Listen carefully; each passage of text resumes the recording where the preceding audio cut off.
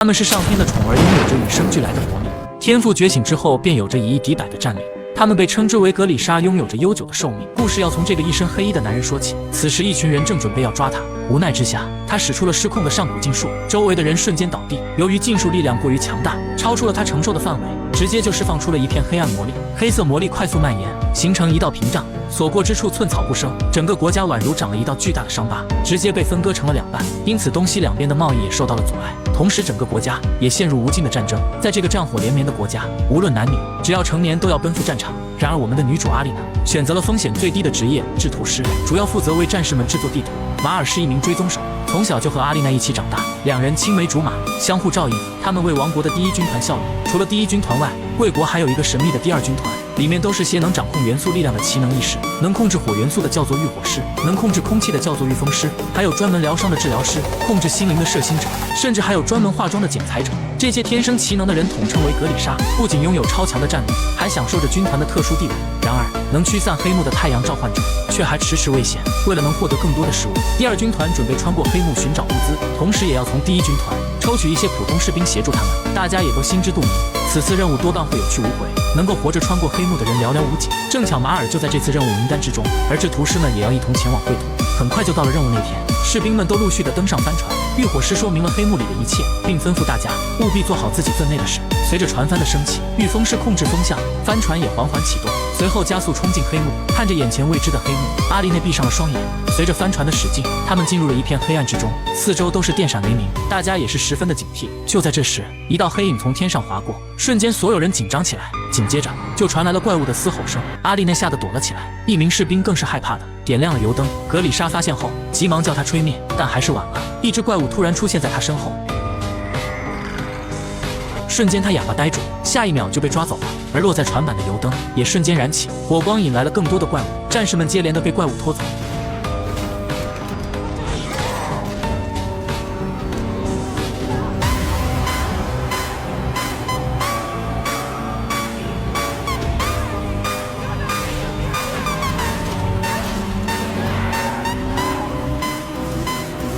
一名士兵更是吓得精神崩溃，直接就从船上的缺口跳了下去。阿丽内被吓得不知所措。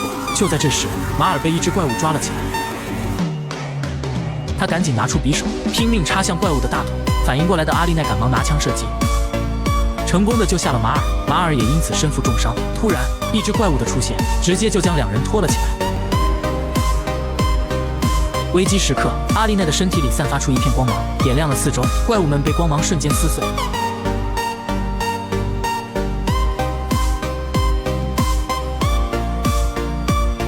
与此同时，黑幕另一边的战士还在默默的等待。将军认为他们已经遇难，正准备要离去。就在这时，旁边的士兵叫住了他。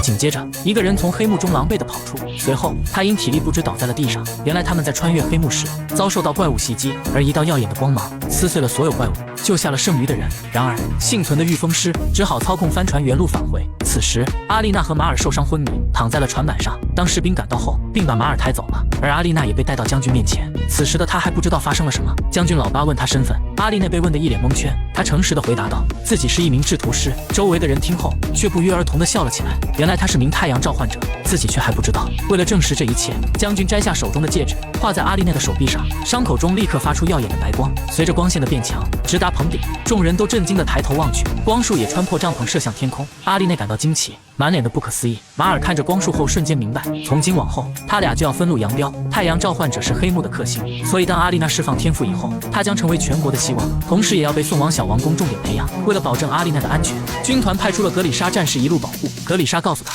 天赋一旦暴露，他将面临数不尽的刺杀。黑幕已经斩断了整个拉夫卡国的东西两侧，东边的行政中心失去了西边重要的海上贸易，沿海的西侧因此也早享独立。南邻舒汉国的边境，北部是永冻冰山。绕行黑幕一次需要长达6个月的路程。黑幕就像一道巨大的围墙，横亘在拉夫卡国的中央。太阳召唤者的出现，给整个拉夫卡王国人民带来了希望。就在这时，前方的道路被阻拦，队伍遭到了猎巫者的袭击，2名普通士兵当场中箭身亡。面对众多的猎巫者袭击，格里莎战士只能下车抗衡。御风师控制风力，将2名猎巫者击倒，但帅不过3秒，他就中枪倒地。御火师放出火焰反击，结果敌人火力太猛，2人纷纷倒下。接着，远处就飞来一柄飞刀，正中了御风师的胸膛。危机时刻，2名射星者及时出手，控制了敌人的心灵，直接停止了对方的心跳。没有格里莎战士的保护，阿丽娜被吓得瑟瑟发抖。面对人多势众的猎巫者，没有掩护的射行者，也无法施展技能。就算能控死一个敌人，自己也会中枪倒下。他们只好找地方躲藏起来。而失去保护的阿丽娜已经被敌人拖出车外，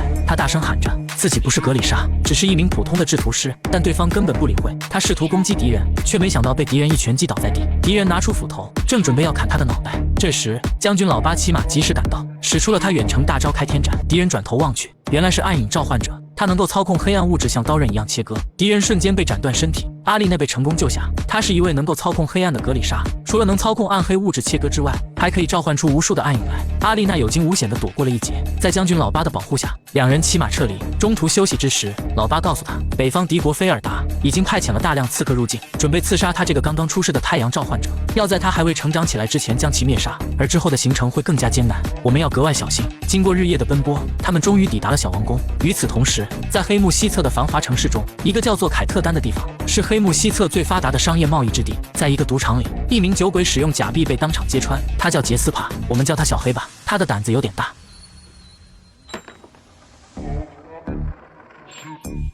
他是当地有名的乌鸦帮神枪手，老大是这家赌场的老板。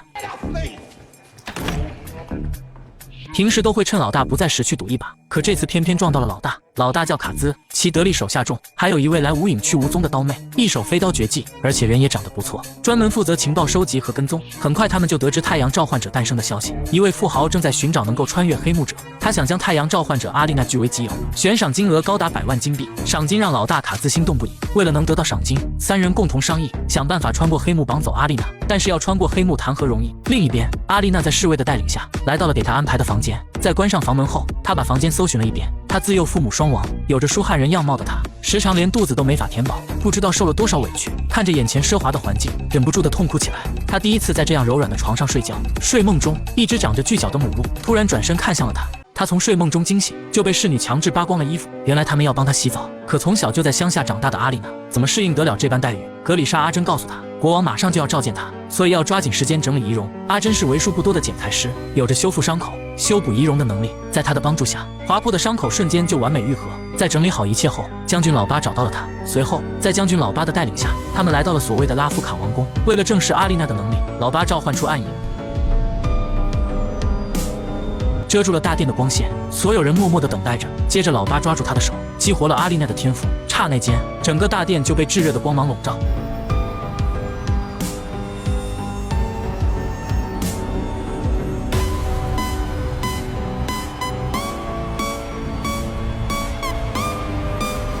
在场的所有人都为他感到震撼，他太阳召唤者的身份终于得到了大家的肯定，这意味着他新的生活就此开始。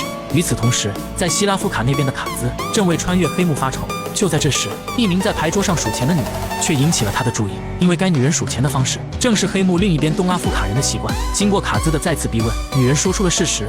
随后，乌鸦帮终于找到了可以穿越黑幕的指挥官。经过刀妹的逼问，指挥官终于承认了自己有穿过黑幕的办法。最终，指挥官与卡兹也达成协议，答应了乌鸦帮带他们穿过黑幕。不过要潜入小王宫，他们还需要找到从小在那里长大的女巫丹妮。随后，指挥官拿出了穿越黑幕所需的材料清单。火枪手小黑负责采购燃料，卡兹负责准备一只山羊，然后大家在约定地方会合。就在火枪手小黑采购时，老毛病又犯了，忍不住去赌了几把。等到晚上，几人在约定地点会合，所有材料几乎都准备好了，可小黑却迟迟未到。原来他把采购钱输光了，最后只能去偷燃料。此时他正被一群人追赶，还好及时赶到，躲进了火车里。为了穿过黑幕到达另一边，乌鸦帮几人坐上了自制火车。随着火车的启动，火车快速地冲进了黑幕。途中几人心中忐忑不安，指挥官一顿吹嘘自己多次穿行，不要担心。就在这时，突然外面传来怪物的嘶吼声，他当场就被打了脸。于是他急忙把火车马力开到最大，想迅速穿过怪物的巢穴。可怪物的撞击实在太猛，车顶已经被撞击变形。正当情况危机之时，火枪手小黑站起身走了出来。他闭上双眼，默默地静听着怪物的位置。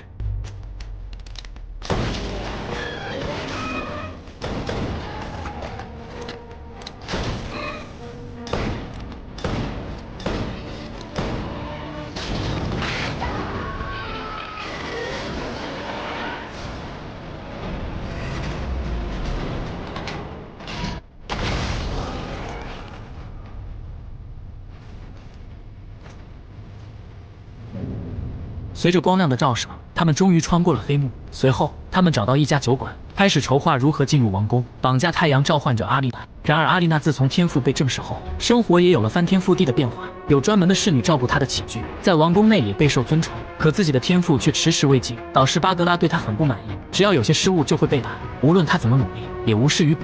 他只有找到天赋被蒙蔽的原因，这样天赋才能被完全的释放。随着时间的发展，在将军老八有意的接近后，阿丽娜慢慢也被他的颜值感动，两人很快就发展到男女关系。而自己多次给马尔寄出的信却一直没有得到回复，于是他下定决心让阿珍帮他恢复手心上的伤疤，这也意味着和马尔的决裂，因为这伤疤是小时候两人为了躲避测试留下的，代表着两个人约定，在放下一切后，他的天赋有了前所未有的进步。可让他想不到的是，自己已经慢慢陷入了将军老八的阴谋之中。这是我见过最豪横的盗团，他们竟然要到王宫。首先老大伪装成雕刻大师，以帮王宫设计雕像为由获取信息，趁着馆长去取王宫地图之时，他将一张带有灵的符文扔到对方脚下，直接就泄露了蓝图存放的位置。到了晚间，火枪手小黑则假扮安保人员混入王宫，将存放蓝图区域的灯光熄灭。在灯灭的同时，刀妹穿上夜行衣偷偷爬到屋顶，再利用绳索潜入内部，然后跟随地上发光的标记找到存放位置，最后再将蓝图复印一份。这一套操作下来流云隔水，不出意外的话，他就可以顺利离开了。但是意外还是发生了，灯光突然亮了起来。原来安保人员发现灯光熄灭，前来存放室查看。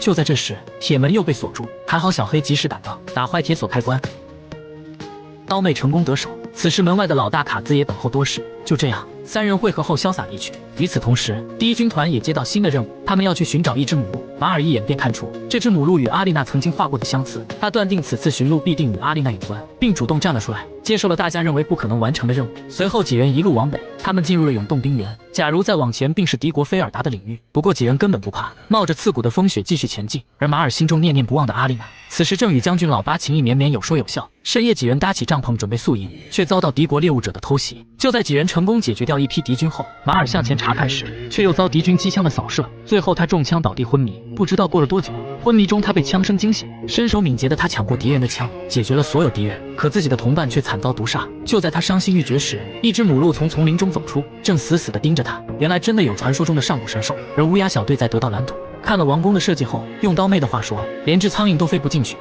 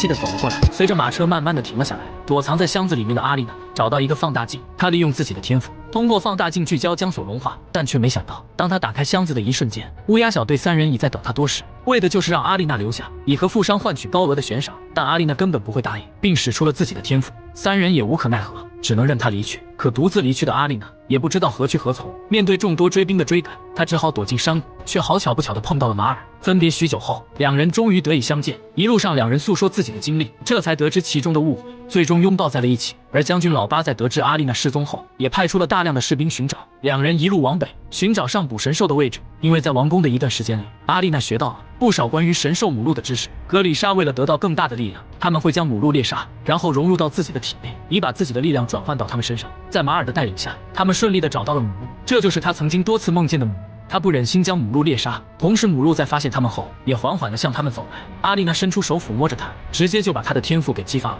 就在这时，一支利箭射来，击中了母鹿，直接就打断了他们。原来是老八的侍卫追到了这里，马尔急忙反击，可对方人太多了，很快他就中箭倒地。这时，阿丽娜召唤出光之力，击退了侍卫，随后他急忙帮马尔拔出弓箭。就在这时，将军老八突然出现，并使出了暗黑开天斩，准备要猎杀母鹿。